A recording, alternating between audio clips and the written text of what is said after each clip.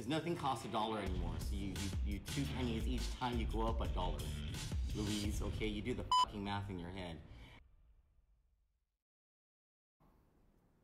Welcome to the witching hour of news. I'm Troy Torres with Candid for a special report tonight. But before we start the news, and Hafaday, it is May 7th, Tuesday, on the beautiful island of Guam, Hafaday, Micronesia, from our studios here in Haggadah.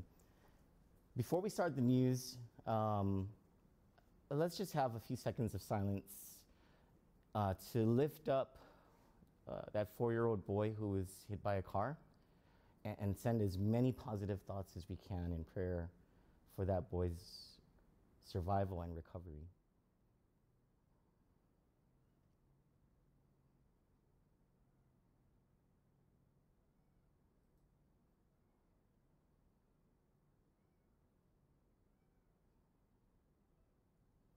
I'll never know what it's like to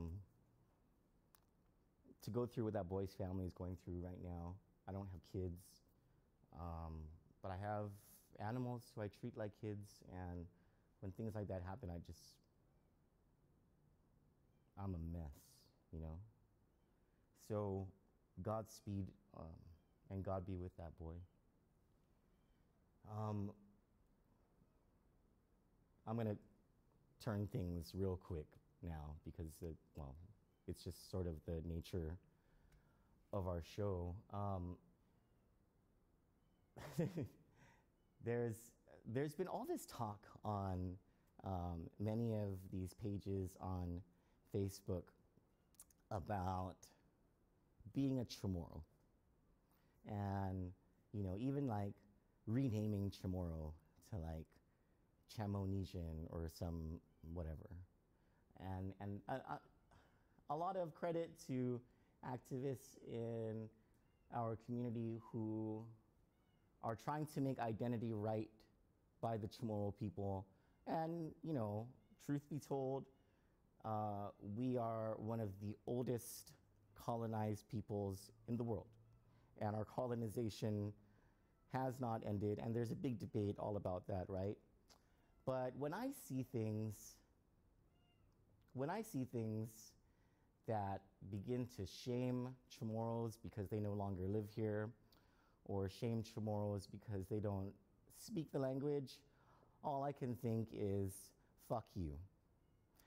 And it ain't very fucking Chamorro to be putting down another Chamorro because they don't speak Chamorro, or because they don't no longer live here because they needed to find opportunity for their children. I think it is very Chamorro for parents to remove themselves from where their roots are and to sacrifice and do whatever it takes to make a living for their families.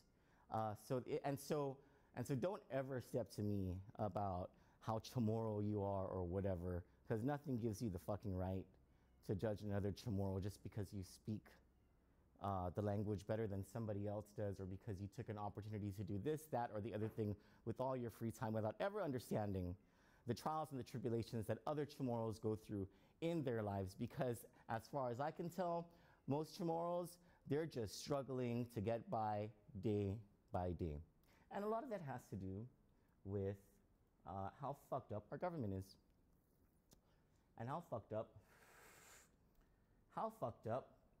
richer Chamorros, and this is where the division actually is made. It has nothing to do with race, but how richer Chamorros have taken it upon themselves to colonize our minds and help us to believe that we need them, and that no matter how much work we do, we will never become what we aspire to be, because they will always be in charge of us, and that is where the true colonization exists. I used to be one of those pro-independence people.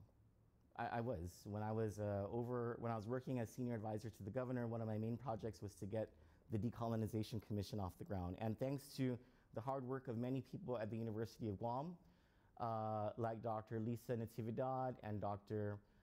Mary Cruz, and I'm forgetting some of them, and I'm very sorry, I can't remember everybody's names, but oh, and Victoria Lola Leon Guerrero, Dr. Mike Bivacqua, we were able to get that off the ground. And so I used to be, as I was taking a look at things, I became very nationalistic. But all of that ended. All of that ended. That little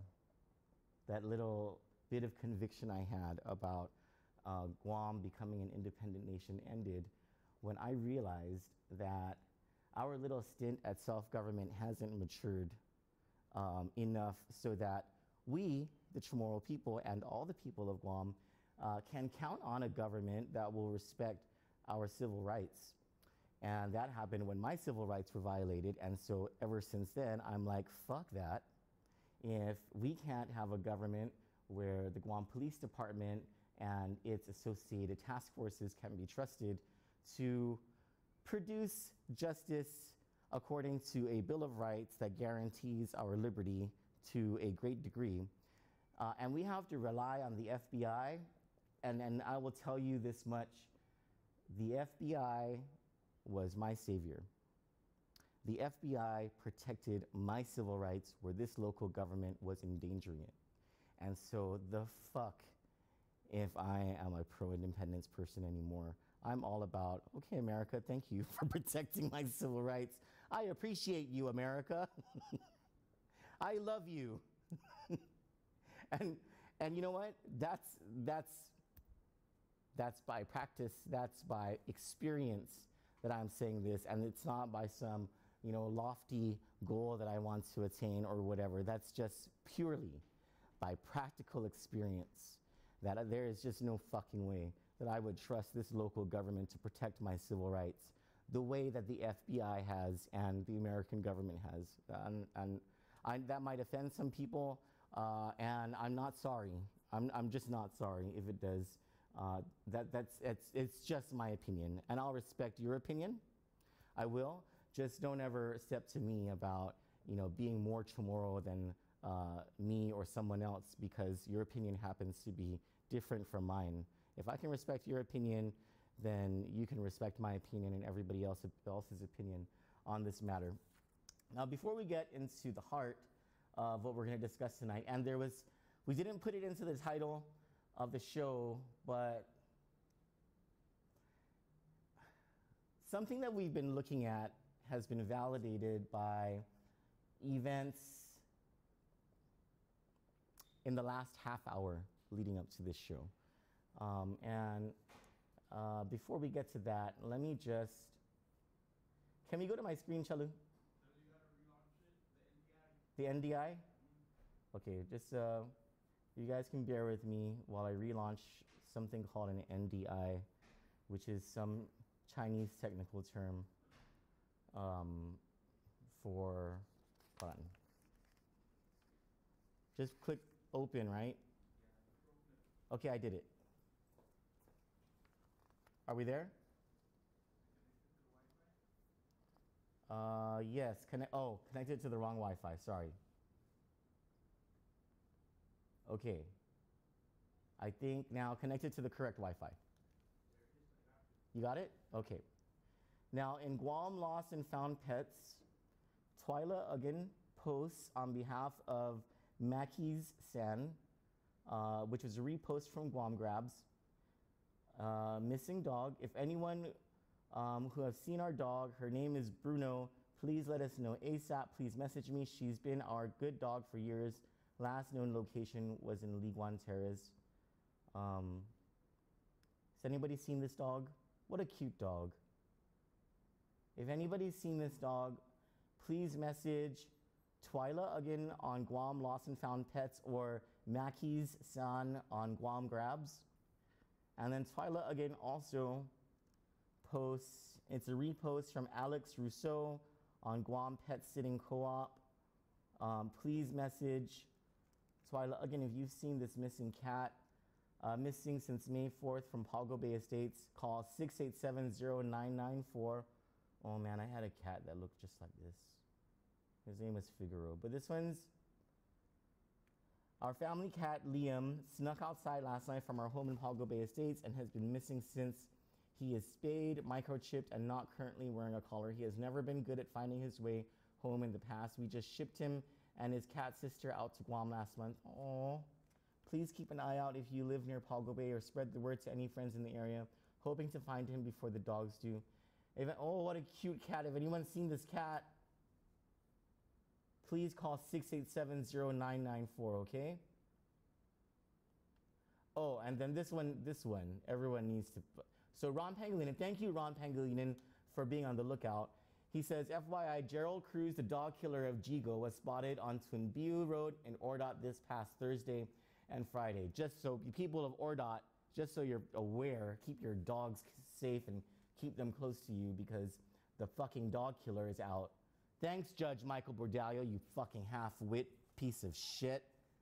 And I don't give a fuck what people say about that case and, oh, the prosecutor wanted to release. So the fuck what? The judge has every opportunity to deny the motion. Stupid fucking judge. What a dumb fuck judge. So aside from that, I did get, hold on, let me just go to it.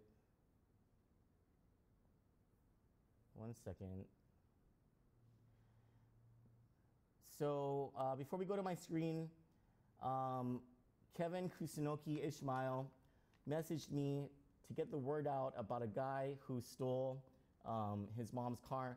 He says, this guy is also ripping people off on Guam Grabs. He's still trying to sell my mom's other car, a Scion XA, posting it. He took her phone. He stole my kid's PS4, multiple TVs, and jewelry and gold bullion.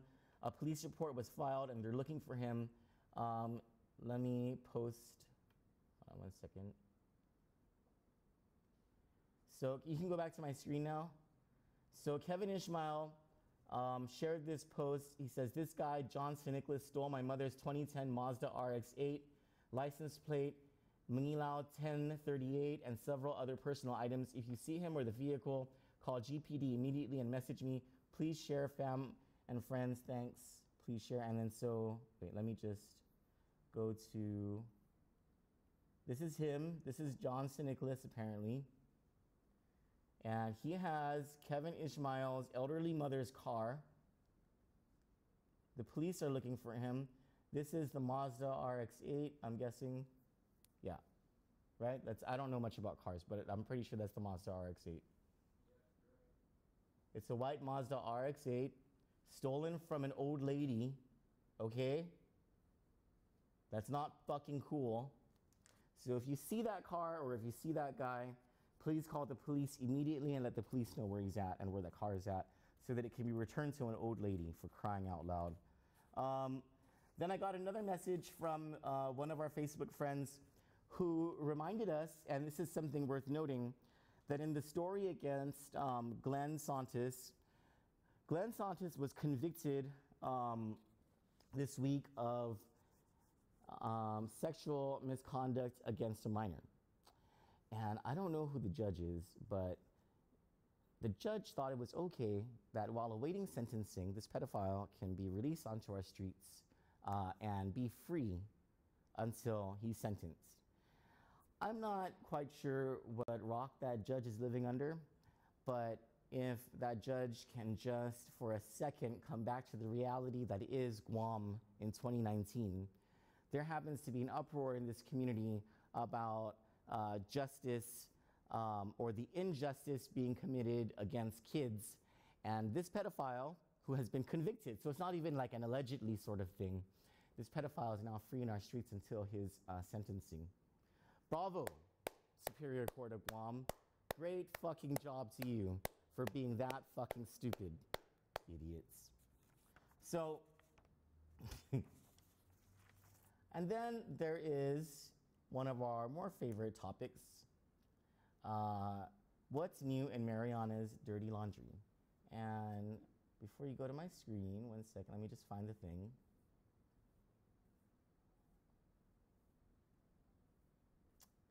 A learned man wrote, hold on, I'm trying to find this shit.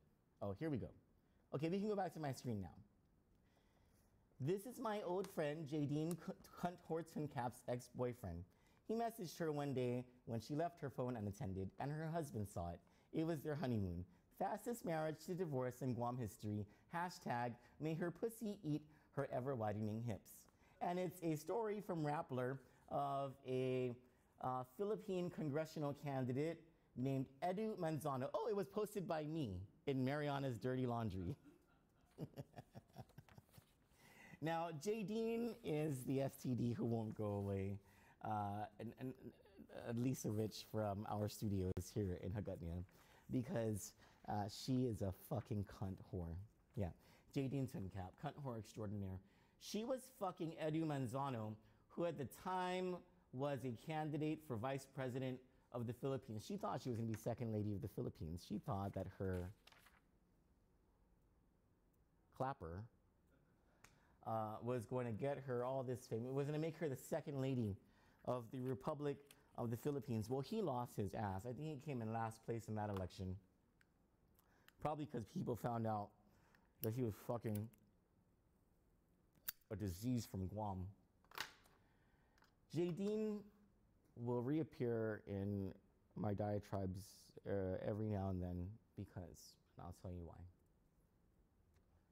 Aside from the fact that at one time I considered her a very good friend, who turned her back on me and was part of an operation to discredit me as the campaign manager for then Senator Dennis Rodriguez's bid for governor back in 2018 by being part of a political order to have my house raided and have me arrested so that they would destroy everything about me politically. And this is why we're here, is because I had to, like, with whatever resources that I had left after that very humiliating defeat that I went through, and thanks to the support and many times the leadership,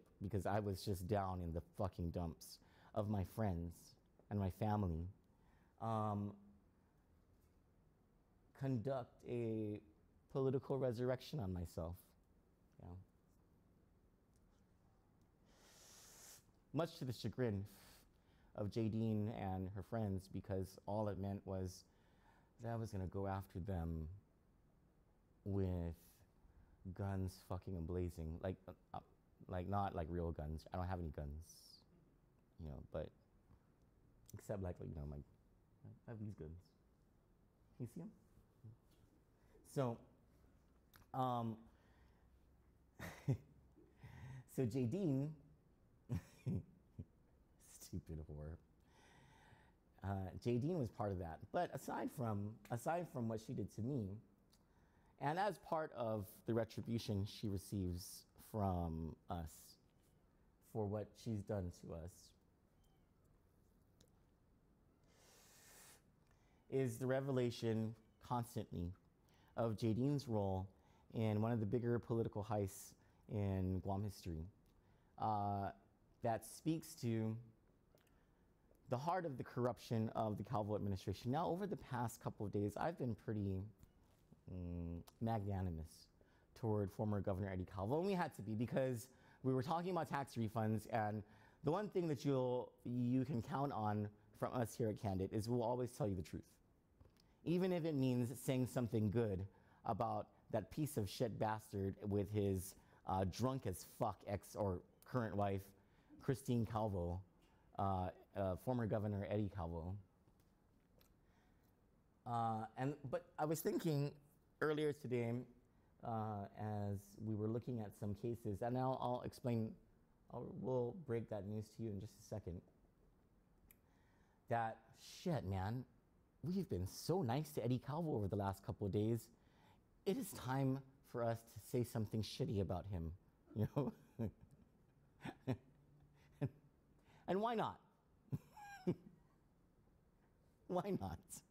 You know, it's not like we're the warm and fuzzy of the news. We're not KUAM. You know, we're candid. We're all about candidness and the light, and bringing out that light in everyone's heart into a raging fucking fire, as it should be, because of everything the Calvos have stolen from all of us Now, Jadine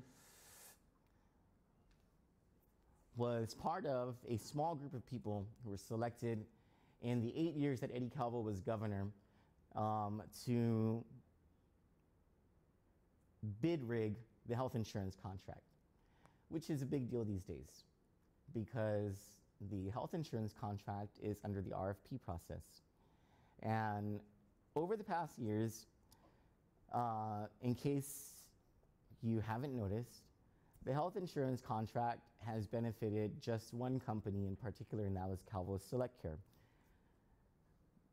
The mainstay of the Calvo empire, aside from drugs, has been Calvo's insurance. And it has been the mainstay because it has been able to secure the large government of Guam health insurance pool for both active employees and retirees to the tune of, I believe the last count was like $90 million for one fiscal year. And it has been a huge increase from when Governor Eddie Calvo first became the governor and the health insurance contract skyrocketed in that first year to like $68 million, if I'm not mistaken. It has gone up every single year since. And even when it became a multi-carrier contract, meaning they allowed more than one competitor to have the health insurance contract, Calvo Select Care always received the lion's share of active and retiree members of the government of Guam. Some of that, yes, has to do with their reputation as a health insurance provider who does happen to provide better health insurance coverage than its competitors. And they should have left it at that, but they didn't.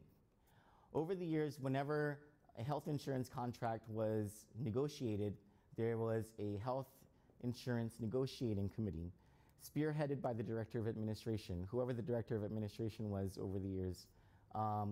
And Jadine Tuncap specifically was sent in every single year that Governor Calvo was the governor by Bernie Artero, the governor's former chief fiscal advisor, by his former chief of staff, Frank Ariola, and again by his chief of staff after Frank, Mark Calvo, in cahoots with Lieutenant Governor Ray Tenorio, who had to sign the contract because Governor Eddie Calvo was legally conflicted from signing it as a member of Calvo Enterprises, or as the son of the president and CEO of Calvo Enterprises, his brother being the president of Calvo's Insurance, his first cousin Champ being the chairman of the board of Calvo's Insurance. So there was this orchestration of decision makers over that health insurance contract, and not surprisingly, every single year Calvo's Insurance made out with it. How they did it? Well, it was very simple. Jadine took her cues and her orders from the folks over at Calvo's Insurance, and the main players over there happened to be,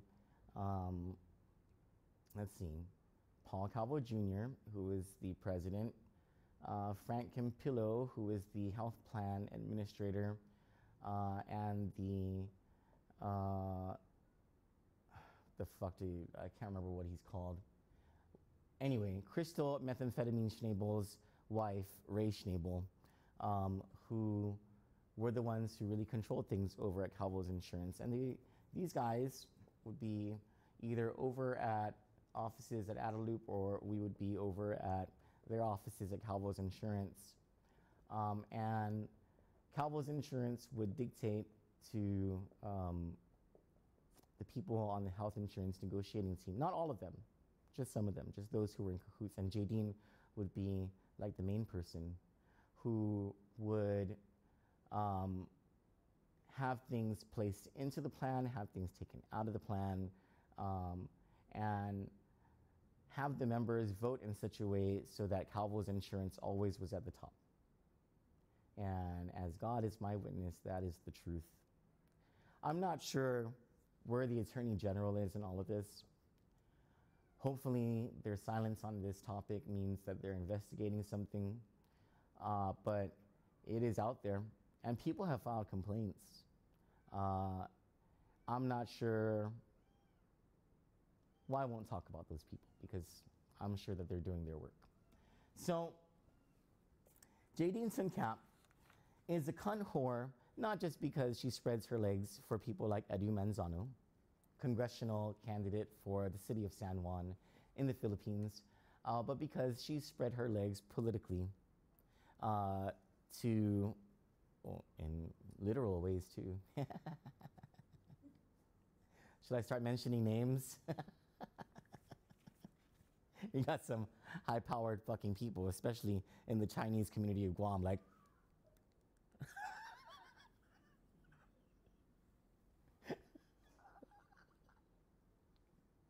please don't say my name. My wife is watching.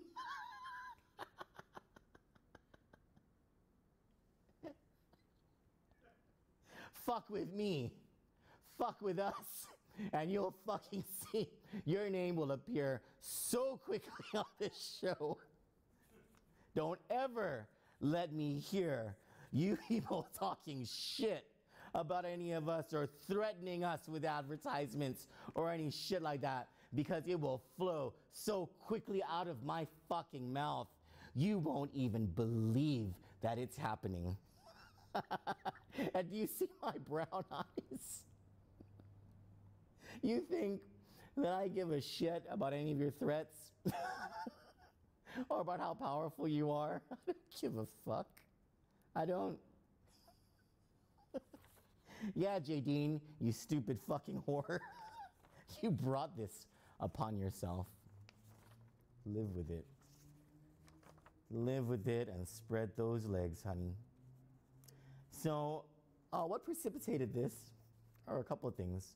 There is a story about Take Care Health Insurance upset with Guam Regional Medical Center because they believe that Guam Regional Medical Center is playing a game with this health insurance contract, because when this new legislature came in, Speaker Tina Mooney Barnes had a bill passed that the governor signed into law that said that whoever is providing the health insurance contract for GovGuam must have as one of its providers Guam Regional Medical Center. Makes sense. It really does, because you don't want to limit the number of health providers. You want to expand the number of health providers. And if there are only 2 civilian hospitals on this island, it doesn't make sense to exclude one of them from the health insurance contract.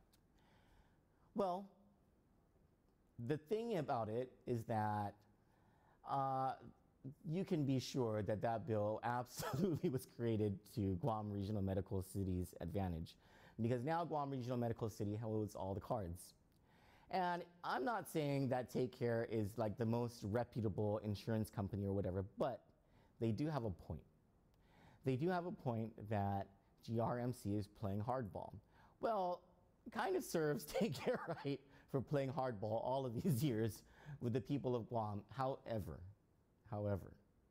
they are right that the health needs of GovGuam employees and retirees should not be some political football that is passed around in a game of numbers and profits by Guam Regional Medical Center just for its benefit. And Take Care needs to learn from this lesson and not be such a jackass in these processes. And the reason that it's being dealt with in the way that it's being dealt with is because of its, well, basically unethical practices over the years. But,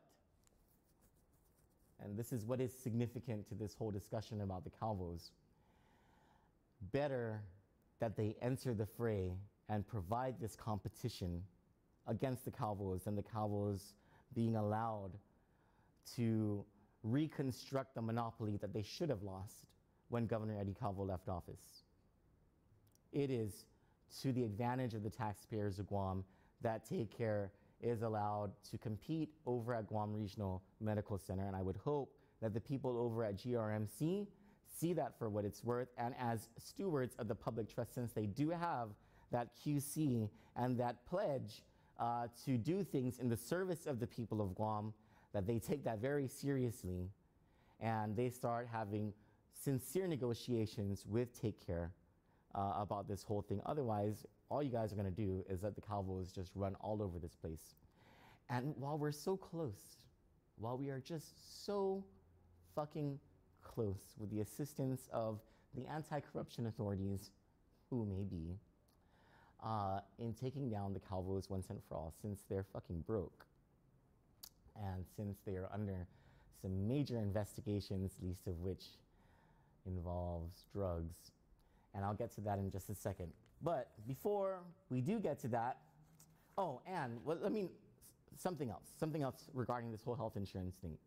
The increase in the health insurance contract over the years, it's been a $30 to $40 million increase annually. If the government of Guam did not have to pay that $30 to $40 million annually to the Calvos, where do you think that money would go? And this is the silver lining in case any of you are upset about Governor Lulian Guerrero's snail's pace at paying tax refunds. Understand this. While I don't understand why the administration just won't come out and say, you know what, we have a fucked financial situation because of the situation that Eddie Calvo left us with, well, I don't understand why they will not be honest with the people about that. Why they want to play this whole, like, we're going to be nice, and we're just going to move everything forward. Well, you can't move everything forward if people don't understand what the present situation is, and while you cover it up for a bunch of corrupt motherfuckers, all right? It's just never gonna work, Leon Guerrero administration. People are just gonna blame you. So let me just help help a sister out. The situation, the financial situation that has led to this whole tax refunds crisis, and believe me, it's a crisis if they don't get those tax refunds out any sooner. And try telling someone who's owed a tax refund that it ain't no big deal. I double dare you, Leon Guerrero administration. I triple dare you to tell somebody owed a tax refund and anticipating it desperately right now to tell them that it ain't no big fucking deal. Well, it is.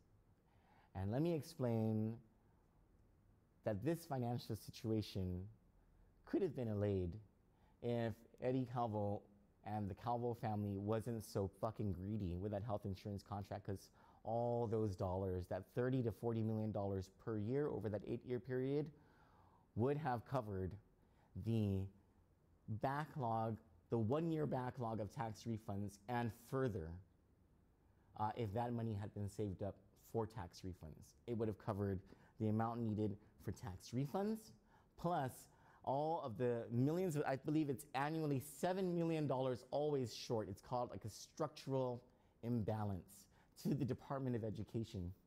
And then the shortages there have been in the appropriations to UOG and to GCC annually. Now, I don't know why the Leon Guerrero administration doesn't just come out and say this, but since they won't, I will on their behalf, because I really do want Governor Lulian Guerrero to succeed on behalf of the people of Guam. So I will just explain the cold hard truth about the financial situation for them, since they're too stupid to come out with it themselves. So if you think that, who is this Jadine Tuncap? And why is she a cunt whore? And why, these are such mean things that we're saying about Jadine Tuncap. She is directly responsible for this financial malaise that has led to the slowdown, the complete slowdown of tax refunds to the people, because it was her corruption and collusion with the Calvos that led to the dumping of tens of millions of dollars into the Calvo treasury that should have gone into tax refunds, DOE, UOG, GCC, and wherever else the government of Guam has been slow at providing resources that the legislature meant for those resources. That is where Jadine Tuncap's spread legs have really fucked the people of Guam. So Jadine, fuck you. Go to hell, you stupid bitch. So moving on from that is the much funnier, hold on, don't go to my screen yet, because we don't want to reveal who's on my WhatsApp. Actually, don't go to my screen at all. I'm gonna play for you. We're gonna do a reprise of one of the recordings from the frickin' Frack studios. Now, before we do that,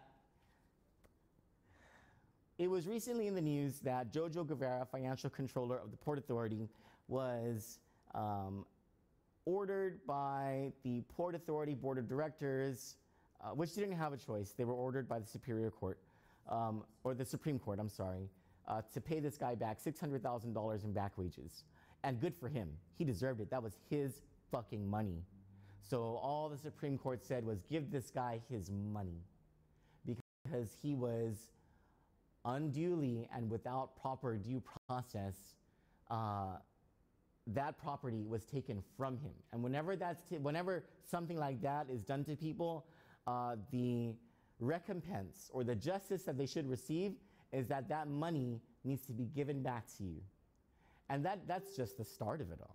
That doesn't even include the punitive damages that this guy should be owed for what was done to him. And it's not just him. He was one of 7 people whose due process rights were violated, basically because of a corrupt scheme by Mike Phillips, Joanne Brown, as Romeo Carlos calls her, Jabba the Joanne.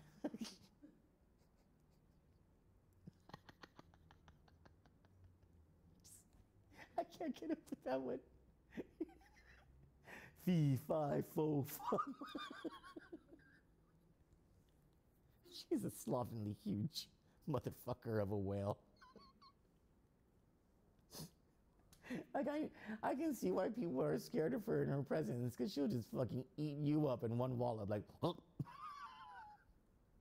Feed me, Seymour. Stupid bitch. So, Jabba the Joe Man, Little Dan Tidinko, Mike Phillips with the greasy hair and his greasy ass ugly girlfriend Darlene Hinton, John Bell, members of the Port Authority Board at that time who colluded in this corrupt scheme against 7 Port Authority employees and the general manager at that time, current Senator Mary Torres. So the board members at that time who were part of this corruption include then Vice Chairman Mike Benito, who's also the general manager of Payless Markets and also the brother-in-law of Governor Eddie Calvo. Christine Boletto, who is now the CFO of MidPac and at that time was the Port Board's, she was a member. Ed Elau, the contracts king, who through different schemes was awarded different contracts throughout the government of Guam in very corrupt ways. These people were part of a corrupt scheme to bring down, at first, Bernadette Meno, who was a political opponent of, or a political adversary to Governor Eddie Calvo. And Governor Eddie Calvo just couldn't trust her and had to take her out. And in doing so, they found a way to take down a woman named Vivian Leon, who they were very threatened by, because Vivian happens to be very closely, no, not very closely aligned. She just happened to have a whole lot of influence over voters in Agate and Santa Rita, and those are very big voting blocks. So they needed to take out Vivian so that she wouldn't have all of these political connections to those southern voting blocks, and she wouldn't have the influence anymore as the port's administrative manager. Gosh, what was her title? A corporate services manager. And then there were others who went down because they were collateral damage. Now, principal witnesses and accomplices to these crimes against these 7 people and Senator Mary Torres are these 2 bumbleheads named Paul Salas and Frank Roberto. See, at any port operation, you have a safety office, and it is a very important office, and I have no idea what idiots like Frank Roberto and Paul Salas were doing running that office, but they were running that office at the time. Frank Roberto has since retired. So those 2 had to be relied on by Mike Phillips and Dan Tidinko and Joe Mann to construct this whole lie about the Port 7 and Senator Mary Torres. And in recordings that we've played for you in the past, we've shown how, I mean, it's from their own mouths, how they were basically witness tampering. They were trying to get their stories straight inside the port safety office, and a Good Samaritan recorded them doing this, as this is just cold, hard evidence that this collusion among these two idiots existed with Mike Phillips, John Bell, Joe Man Brown, and Dan Sidenko. So I want to play for you one of the earlier recordings. Hold on, let me just get to it. Where is this shit? Hold on. Oh, I'm on the wrong thing. Okay. This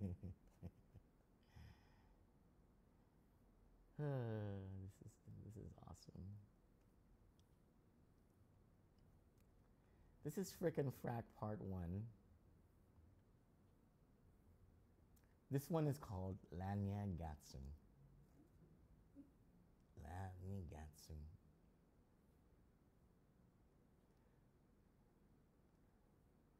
Oh, because my WhatsApp chatter friends are very chatty. So I have to get past all this shit. Lanya Gatsu. No, George Michael is not dead. Hold on. Where's that goddamn audio recording? Jesus. Are you resending it? Okay. Okay, that's at the bottom. Hold on, just stay with me. Oh, by the way, I forgot to do this in the beginning. If you can do me a big favor, because it really does help. Every time we do this, our numbers go through the roof. Can you go to the bottom of your screen and click share? It won't take you off of the screen at all. It'll just give you an option to share this on your page or share it on the pages of that in the groups that you're in. Could you share to your page and to whatever group that you want to share it into? It will really help to spread the word about this, because at the end of this, after we bring you the frickin' Frack files, I'm going to bring you something about a major drug operation that involves the Calvos and affects the entire drug world, not just in the north and not just in the south, but all areas in between. It's a huge case. What? Oh, let's play frickin' Frack Part 1. We brought this to you before, but we figure it's funny enough to bring to you again. I said the maintenance. I didn't know you talked to Anisha. Paul Thomas. Then I corrected myself when I went there, but he said he told me that he spoke to Anisha. Do we have pictures going up, Chelu? All those times I've been saying that you spoke to the maintenance. Then I found out you said Anisha. So I said Anisha told him. So how did you know there was a slippery substance? How many minutes from here to there did you go? They reported it about 15, 20 minutes after she fell. Well, they're gonna know what, because it says your emails. Yeah. And how long from there to there? I said about 5 to 10 minutes before I came. For you to go there. Yeah. When they call us. Right. So they were like, So how did you clean that quick? I don't know. Can I make me answer something I don't know? I don't know. How did they clean it that quick? I said, you need to check the emails, because they were communicating through email. That's what I said, boss. When I went to Anisha said it was already clean. So you went to Anisha? Yeah. Boss, can you say that, please? I did both. That's you. I don't know, man, what you did. Sometimes I don't want to talk to you. That's me. I just don't want to talk to you. When I told you something, listen to me. Listen to me. That's me. Lanya Gatsu. Okay. So, we wrote the report. You think that I'm dumb?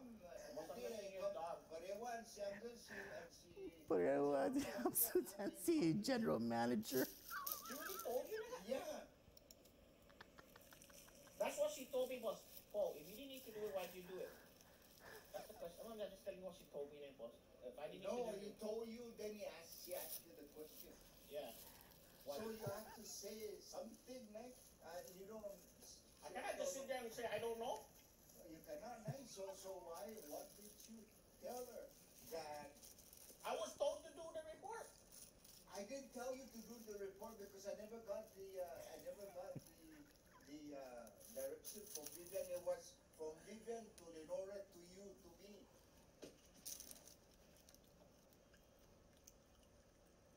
Okay. If a report was done on the 22nd and we signed it on the 22nd, then we're fine. We're not fine because the one on the computer is the 20. That's what's killing us right now, No, don't tell me that. Okay, then, boss. Then that's what killing us. that's what they're saying, that we produced it on the 22nd. Because Vivian asked for it. But how come we couldn't give the original Oh, report? he's so Because stupid. we don't have it. It was a hard copy. And the truth is, where did you get that copy, Miss Joanne? Where did you get it? Don't tell me, because I was adamant in front of her. I said, that's my initial and that's my report. I told her that's my initial. That's Roberto's this, and that's Roberto's signature. That's my initials. That's his signature. And Because you are the investigator. because I'm the investigator, that's why I have to sign it. He's telling me, why did I have to sign it if it was done that day? And I said, man, I have to sign it because it's my report. It's I was told to make sure I did that report that day. But see, that's why, boss, you see those dates on the top? That's why I don't like putting dates on the top. That thing was good, that would have never been happened. Paul, honey, you don't like dates, God. I don't like dates. All I like the date is something that happened, I'll put it on that date. I don't need to put when I make that report. You have to do it because it's coming to me. Now, when you make a report to me, I want you to email it to me. Then on top, I'm gonna say on the date, revise this date because of grammar. Date. Can you turn on my machine? Fucking idiot. Thank God I brought Motrin. So, the report was made because it was told for us to do it on the 22nd because Leonora lost it, right? That's correct. But that's about almost that. She cannot produce it, not lost it. She couldn't find it. She cannot produce it, eh? It's more this Because of her filing, like Josh. It's just like this kind of filing. This is the way her filing was. It was like just here, here. Whoa. My filing's good. Don't go there. You asked for something, I got it. No, Josh. Health and safety of my sister? Not a good filing. Yes. A filing Yes. when a person can come in here and say, What? let me look for this file. It's right here in front of me. Not let me go between the papers and look for it. Okay, you have the doctor's excuse? Yeah. Yeah, you have to get that and then just put it in my box. Then I had that meeting on Friday before I was I called need a copy. again I to the need general an manager original again and a after copy. Put an original That, and a copy in my according box. to John Santos, you are going to Yeah, be I the one to understand. do You're the gonna get it back, 29 but I need on I need thing, that you're one correct. first. Yes. No shit. What did- What? They don't. Now Ernie As doesn't soon wanna as I do it come up there, pick it up, and bring it back down, and then bring it back up. on that equipment certification, What's that? employee certification, they're asking on what rules are you under that you are required to do it. And John keeps saying you're under the 1910, the 29. You keep saying the 29 CFR. Certification? That's on the 1919. Because I was laughing at him, that's why he doesn't know what he's saying. But he said that's old 1910. Oh, here it says 1910. This is it. It's on our personal rules of it. Where's that blue book? This is what he's going by, and he made a big sheet.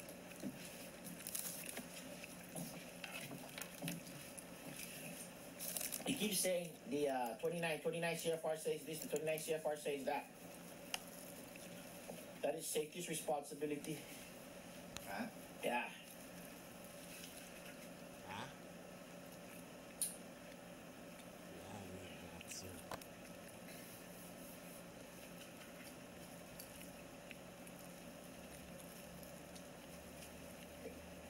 Where do all these rules come from?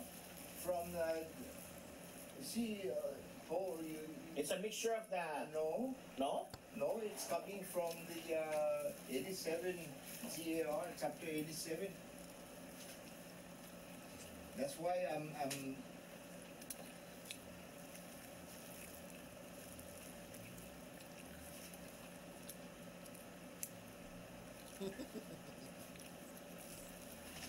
Oh, your hard-earned dollars at work, ladies and gentlemen.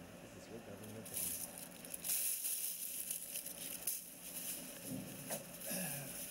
Oh my gosh. now Chapter 87 GAR.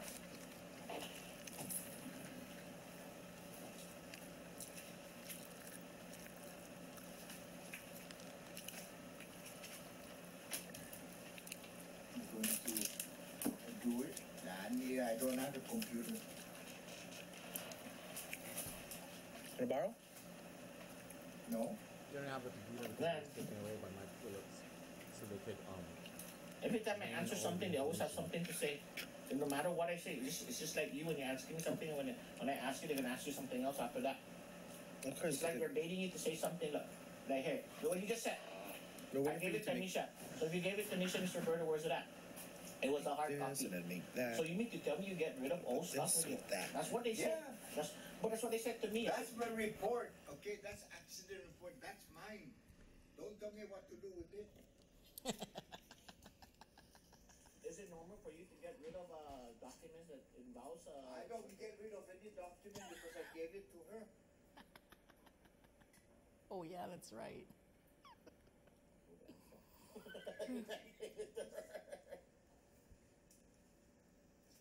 So in this recording, on top of them being bumbling fucking idiots, it's frickin' Frack or Paul Salas and Frank Roberto going back and forth trying to get their testimony right. They're trying because they were individually I guess, interviewed or whatever by whatever officials at the Attorney General's office about their complicity in this scheme against the Port 7. And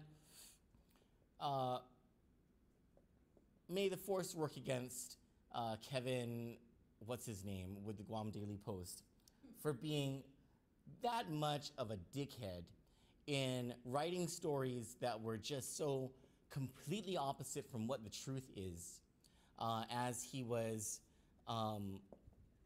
just talking shit about the Port 7 without even digging into these files and understanding that the real scheme and the real investigation, the real scheme was conducted by Mike Phillips and his people, and the real investigation was against Mike Phillips and his people. And these recordings validate that is what is true. Now, the Post has never updated any of its stories to reflect this. As a matter of fact, they just stopped writing about it altogether. So much for good journalism on this island. Now, what Frick and Frack are doing is getting their story straight. It's like, you know, when you do something wrong with your cousin and before both sets of parents are going to whoop your fucking asses for what you did, you and your cousin are getting together to get your story straight, except you and your cousin probably aren't as stupid as Paul Salas and Frank Roberto. And may I just say, whenever you're gonna do something like this, and don't ever do something like this, but if you are, make sure that no one's recording the fucking thing inside the office. Fucking idiots. Now let me bring you another recording.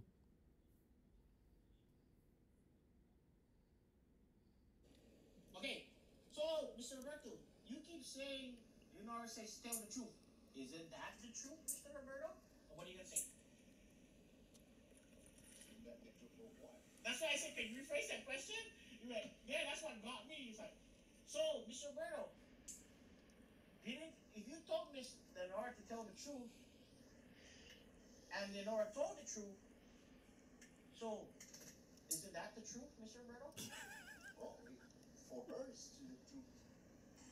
So I don't know what she's talking about. Neither do I. So that's why next time Mike told me to respond is that she told 38 truths. white, man. That's why we're trying to tell her. 37. So she told me to say that tonight. That Lenora told 37 truths. What's that? Huh? 37 lies. 37 lies, man. Contradict herself. 37 times. She didn't say the same thing 37 times. Always different. That's like you, right? When I tell you something, you. Here's one. You're so handsome. No, when I tell you something, you rebut it because you think you know it, and you have to take it from me because I'm her mentor. I'm her mentor. You have to take it from me because I'm her mentor. That's what this motherfucker is saying as they are. Before we talk about them implicating the real culprits in this matter, let's talk about how this guy who is her mentor, what a son of a fucking bitch scumbag. He is setting up someone who works for him, Leonora Leon Guerrero, to take the fall and saying that she lied 37 times.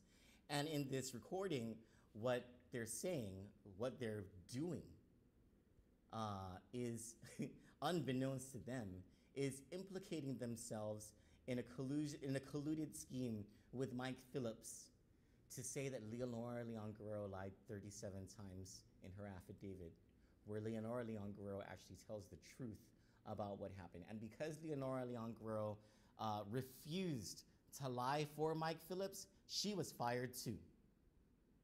They said that she made up all of these safety reports, but then when these documents actually came to the surface, they had to scramble.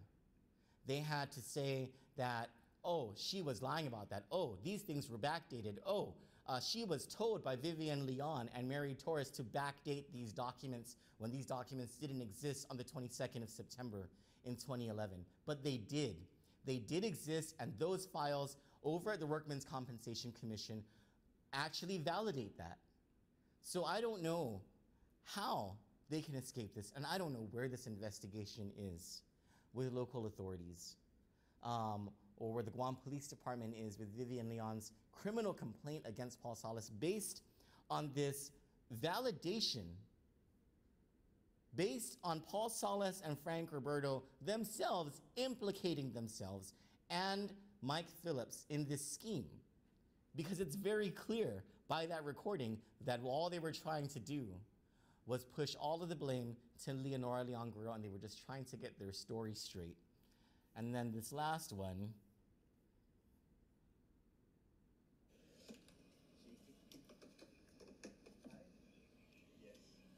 I'm just gonna say make sure. Yeah. I just gotta make sure and we're thorough. I've never turned down in the 14 years of my being at the safety office. I've never denied anybody. In fact, I encourage them. Even if I doubted, I always encourage them to go because you never know you feel the injury later. I practice that. Okay. I might forget it, but. That's Paul Salas reading from a script provided to him by Mike Phillips on what to say to the investigators.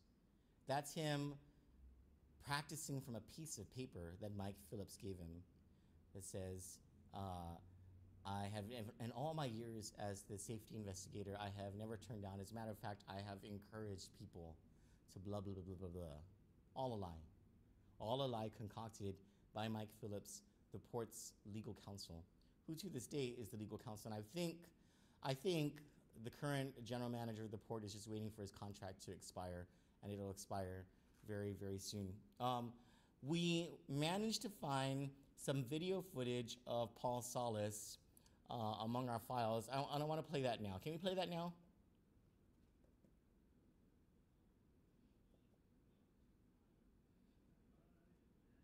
Okay, let me see. Okay, I get it. Okay. It's okay. It's okay. Okay, come on. Okay. Oh, okay. Okay, I got it. Yeah. Okay, here, okay? Okay, that's it. Okay, so, okay. Here, okay, so you, okay? Okay. Okay,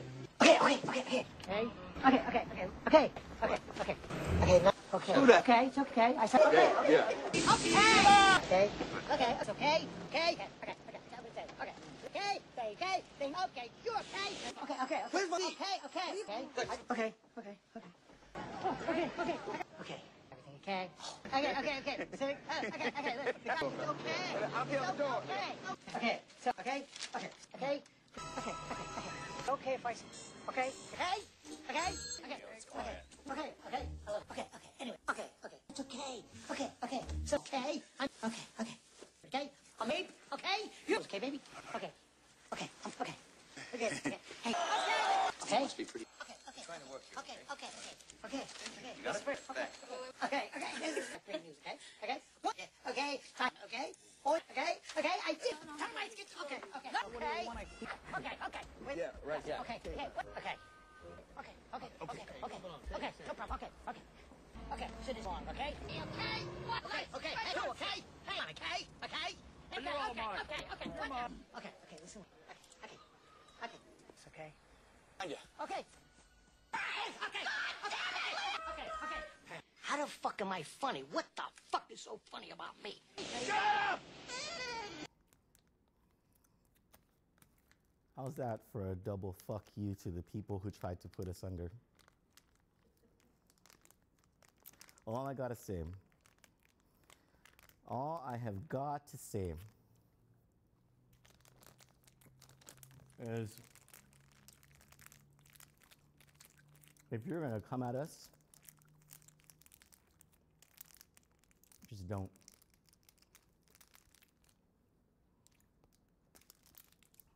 Because we haven't even gotten started on showing the world what we can do. Arrogance, sure. But I think well-deserved and well-earned. Jadine, Eddie, Christine, Mike Phillips, all you Calvos. Now, the Calvos, it's an interesting topic these days. Not just for me. No. No. See, we here at Candid would be the least of the Calvo's concerns. There is this federal drug case involving two men named Jose and Jacob Kidigwa.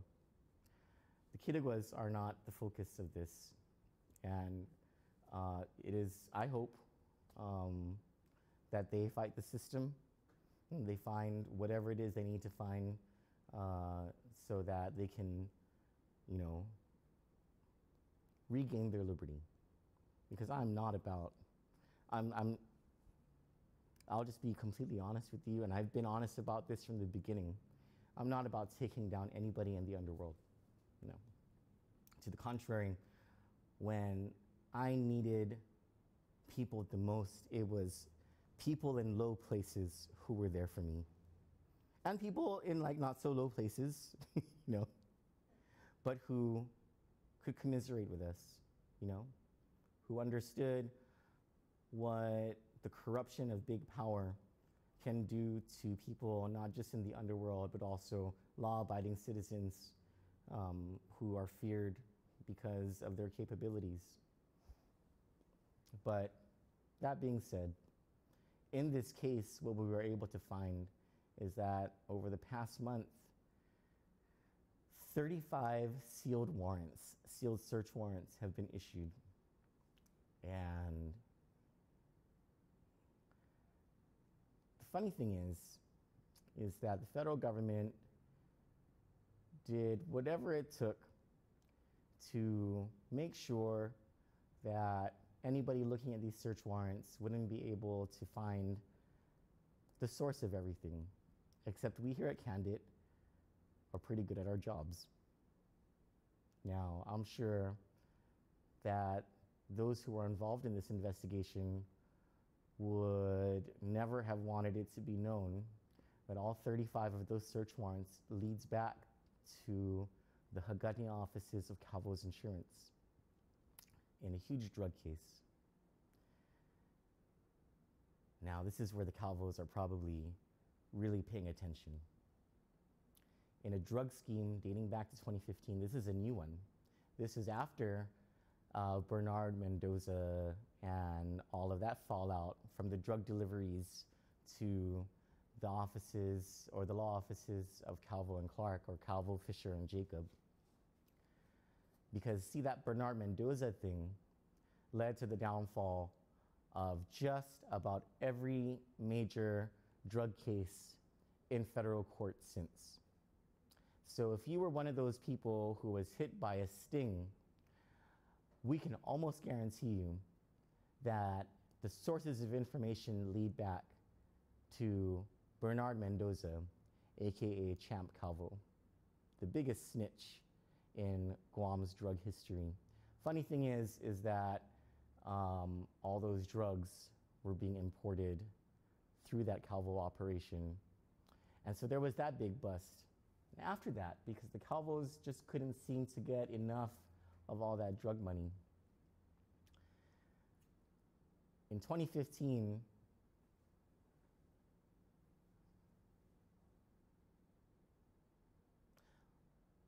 there was a huge drug bust involving a woman who basically was the mule for the Calvo operation in a case involving drugs delivered straight to the doorstep of Calvo's insurance. And in these 35 sealed search warrants, they may have thought that they scrubbed the name of Calvo's insurance from everything, but there was just some messy work. And Calvo's insurance does appear in the filings. And all of it is related, all of it comes back to the testimony of one woman, the main informant in the whole thing. And it is just fucking amazing. The cooperation began in 2017. Yeah. This was just 4 years after the whole Bernard Mendoza thing started. Just fucking amazing how deep the Calvo's drug operation actually went. And we're not talking about a drug operation involving just drug dealers in the north, or a drug operation involving just drug dealers in the southeast or the southwest. This is from Maritzo to Agate to Jotnia to MTM to Deredo and Jigo, and every point in between, all on the testimony of one woman. Now, I won't give away more than that, but I will say to the Calvos and to their penchant for threatening people and organizations into silence, the jig is up, motherfuckers.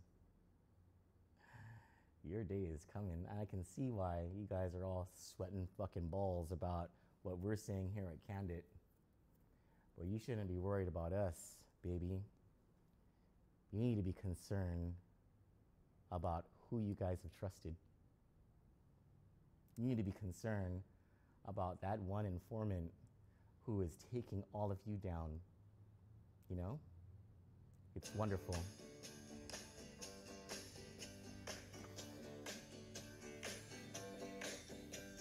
Sugar, honey, honey, you are my candy girl, and you got me wanting you. Honey, oh sugar, sugar, you are my candy girl. How's that for some ice keki, Calvos? I just can't believe the loveliness of loving you. I just can't believe it's true. I just can't believe the wonder of this feeling too. I just can't believe it's true. Ah, sugar. Honey, honey. You are my candy girl. And you got me wanting you. Oh,